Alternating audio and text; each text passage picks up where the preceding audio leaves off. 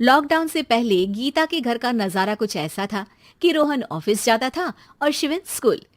जिनके घर से जाने के बाद गीता काम खत्म करके बाकी समय आराम करती थी। लेकिन लॉकडाउन के बाद ऑफिस और स्कूल घर में ही खुल गए और इससे गीता का हाल वो तो आपको देखने में ही मजा आएगा। शिवेन, ओ शिवेन, महाराज उठने के लिए क्या 21 तोपों की सलामी लेंगे? अरे बिस्तर से बाहर निकल, ऑनलाइन क्लास स्टार्ट होने वाली है। अरे तुम भी हद करती हो, स्पीकर की तरह चिल्लाने की क्या जरूरत है? दिख नहीं रहा मेरी कॉन्फ्रेंस चल रही है। अब कैमरा और स्पीकर ऑन कर रहा हूं, मुझे कोई शोर नहीं चाहिए। इस पर जैसे ही रोहन लैपटॉप का कैमरा और स्पीकर ऑन करता है तभी कुकर की सीटी बजती है। करा लो अब इसे चुप। लॉकडाउन नहीं हुआ, मेरी मौत का फरमान जारी हो गया। दोनों बाप बेटे ने नाक में दम किया हुआ है। ऐसा बोलकर गीता वहां से शिविन के कमरे में पहुंच जाती है, जहां शिविन अभी भी सो रहा होता है। ओ आलसी, अब अगर 5 मिनट में नहीं उठाना तो आज तेरा गेम और यूट्यूब कैंसिल। माँ की बात सुनकर शिविन बिना 1 मिनट गंवाए उठ खड़ा होता है। उठ गया, अभी नहाकर भी आता हूँ। ये नाटक कहीं और, मुंह पर गीला कपड़ा मार और पढ़ने बैठ। शिविन की ऑनलाइन क्लास स्टार्ट हो जाती है, जिस पर गीता उसे वहां बिठाकर रसोई में चली जाती है।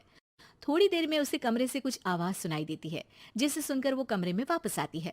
हाय राम, तुझे क्लास अटेंड करने के लिए बोला था, कैमरा ऑफ करके बिस्तर पर नाचने के लिए नहीं बोला था। मम्मी मुझे कुछ समझ नहीं आ रहा, आप बाद में पढ़ा देना ना, वैसे भी अटेंडेंस तो लगी गई है। हाँ हाँ बेटा, जरूर बन जा। तू अभी से हम सबका बाप बन जा। अरे नहीं मतलब कहाँ से लाते हो इतना दिमाग, और पढ़ाई करते हुए ये चला कहाँ जाता है?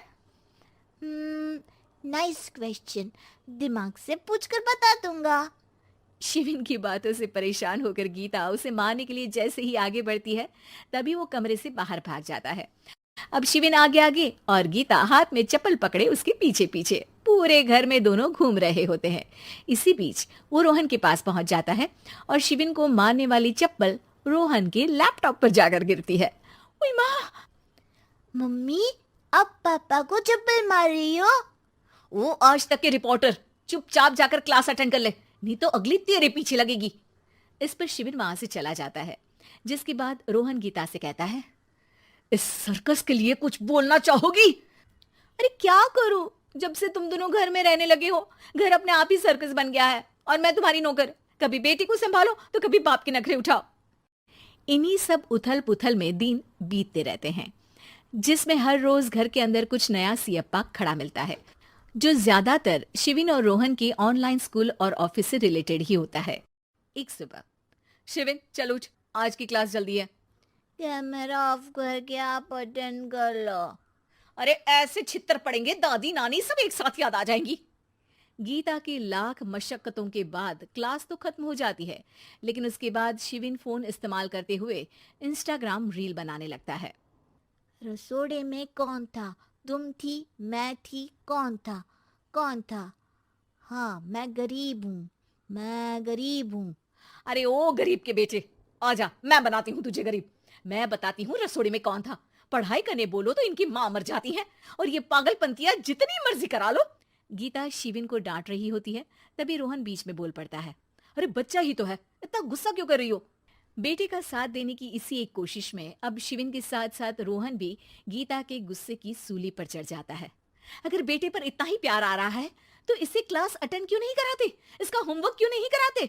उस समय तो बहुत जल्दी मीटिंग आ जाती है, वो काम मैं करूं और यहाँ इस बेफिजुली की चीज में तरफदारी करके बन जाओ महान। हे भगवान, कोई तो इनके ऑफिस और स्कूल खुलवाओ, मैं इन्हें और घर में नहीं सह सकती। अरे कुछ और मांग लेती, क्योंकि तुम्हारी ये विश इस साल तो पूरी होने से रही, कोरोना। हाय नास बेटे ने जिंदगी ही बर्बाद कर दी। खाए कोई पचाए कोई, कल मुझे चुन चुन कर सबको मेरी बद्दुआ लगेगी। उन्होंने दुनिया का और इन बाप बेटे दोनों ने मेरा जीना मुश्किल कर दिया। गीता वहां से चली जाती है, जिसके बाद रोहन शिविन से कहता है, अरे तुम्हारी मम्मी इतनी भड़की हुई क्यों है? आपकी वजह से पूरा समय घर में रहते हो और उस पर कोई काम कराने की जगह बस ऑर्डर देते रहते हो। अच्छा बेटे, सारा इल्जाम मुझ पर, पूरा दिन तो वो तुम पर ही चिल्लाती है। हाँ, मतलब दोनों का 50-50 है, कुछ करना पड़ेगा। वो कहते ना, make the best out of worst. I have an idea. वैसे तुम्हारी माँ सही कहती है, बहुत जुबान चलाने लगे हो, कम बोला करो। अगली सुबह रोहन और शिविन अपनी गलती को सुधारने के लिए गीता के उठने से पहले घर का आधा काम खत्म कर देते हैं, जिसे देखकर गीता खुश हो जाती है और फिर बाकी बचा काम वो तीनों मिलकर पूरा कर लेते हैं। जिसके बाद अब वो सब मिल बांट कर हर काम में एक दूसरे की मदद करते हुए लॉकडाउन का मजा लेने लगते हैं।